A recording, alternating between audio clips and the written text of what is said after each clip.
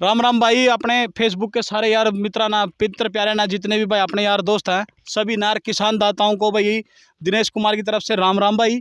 आज हम साकरा गांव में भाई धूप खिलने के उपलक्ष्य में भाई आज धूप खिल गई, तो हमने सोचा भाई किसानों की खेती बाड़ी के बारे में जानकारी किसाना तक लेवा भाई, कि उनकी फसल बाड़ी के ऊपर क्या इसका असर पड़ेगा भाई, कितना लाभ है कितना नुकसान है और किस किस ना भाई। तो इसी श्रेणी को आगे बढ़ाते हुए भी हम साकरा गाँव के खेतों में आए भाई। तो हम ना वहाँ पर दो किसान भाई खड़े हुए मिले, तो हम ना उन तक क्या भाई कि इसके बारे में जानकारी लेना चाहते थे।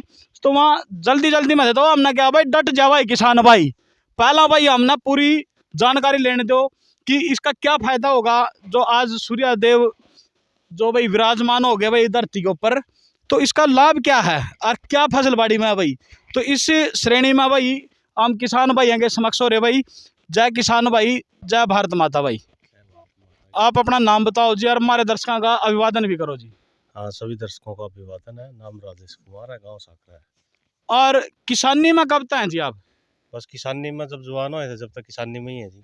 जन्म तक ही किसानी मिल गई थी? हाँ, जन्म पिता ही जो किसान थे, दादाजी भी किसानी में ही थे? किसानी में थे। तो किसानी तक ही सारा भरण पोषण हाँ, अपना आज तक का जितना भी भाई संचालन हो रहा है जीवन का, वो किसान। सारा किसाना तक ही हो रहा है। हाँ, किसान। तो आज सूर्य देव जो भी प्रकट हुए हैं, तो इसके बारे में क्या कहना चाहोगे? सबसे पहले तो सूर्य देव का सूर्य देव का स्वागत है, अभिनंदन है, नमस्कार है।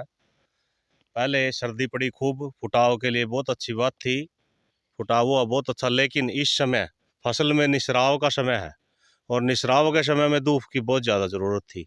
बिल्कुल सही समय पे धूप निकली है। फसलों में पीलापन आने लग गया था।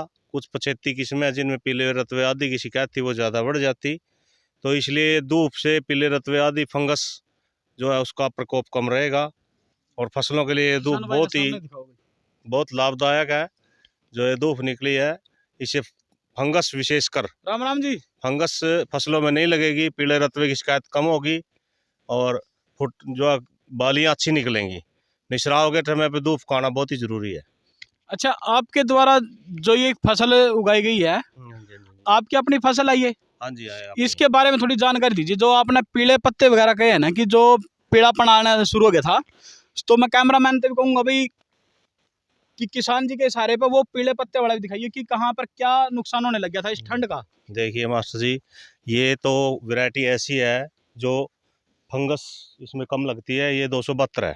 अच्छा, वैरायटी श्री राम सुपर 272 इसमें कम लगती है। जो अन्य वैरायटियां हैं वो जैसे 2851 है या अन्य 75 वैरायटी, इसमें भी ज़्यादा लगातार धूप ना निकलने के कारण ये जिन जो कुछ फंगस आया हुआ कुछ जगहों पे, तो असर तो सभी फसलों पे है। लेकिन जो ये धूप निकली है इससे देखो फसल कैसे खिल गई है एकदम से। तो ये 2-4 दिन अगर ऐसे धूप निकलेगी तो बड़ी शानदार पैदावार होगी। अच्छा, श्री राम 272 फसल के बारे में आपने बताया। हाँ जी, हाँ जी। तो इसके बारे में बताइए कि इसकी लागत कितनी आपको पड़ी है?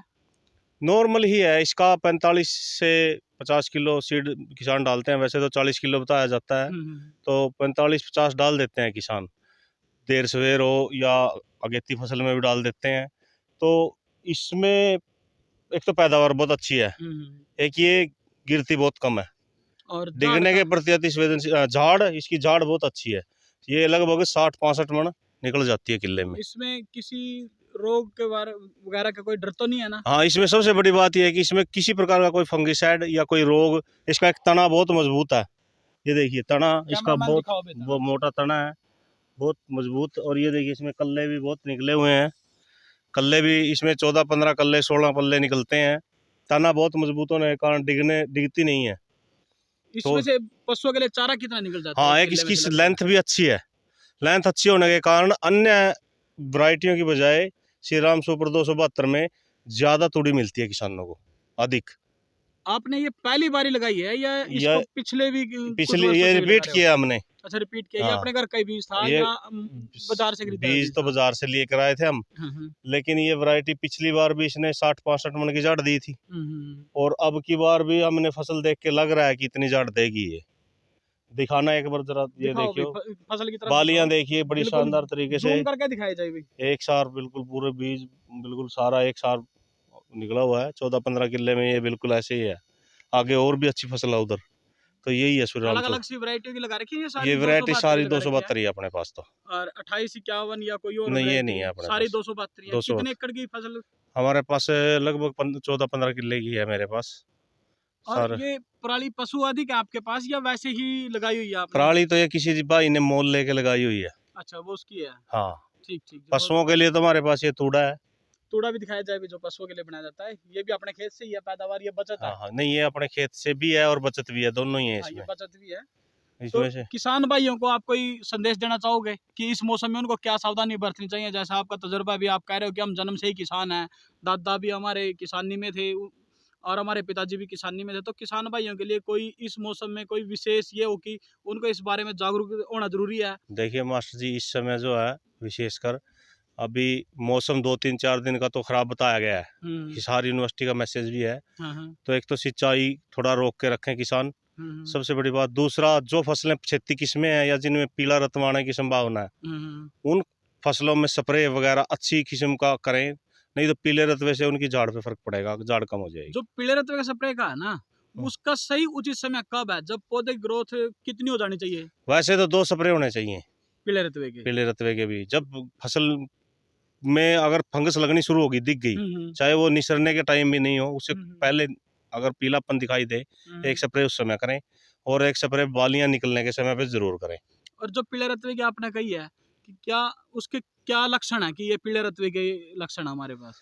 और पीले रत्वे में एक तो पीलापन आना शुरू हो जाता है फसलों में। अच्छा, जैसे पत्तों में आएगा या विशेषकर तने में या पत्ते में भी आ जाता बैल है, के अंदर? पत्ते में भी आता है, तने पे भी दिखाई देने लग जाता है। वो पीलापन तो तने पे भी दिखाई देता है। अच्छा। और जब बालियां आती है तो बालियों में अगर हाथ ऐसे लगाए मारेंगे तो उस हाथ के ऊपर पीला ऐसे चून सा, आटे जैसा बारीक बारीक पीला पीला सा आएगा। तो उसका स्प्रे हाँ, पीले उसके रत्वे के लिए सबसे बढ़िया अलग अलग सब कंपनी की दवाइयाँ कोई भी कर सकते हैं आप।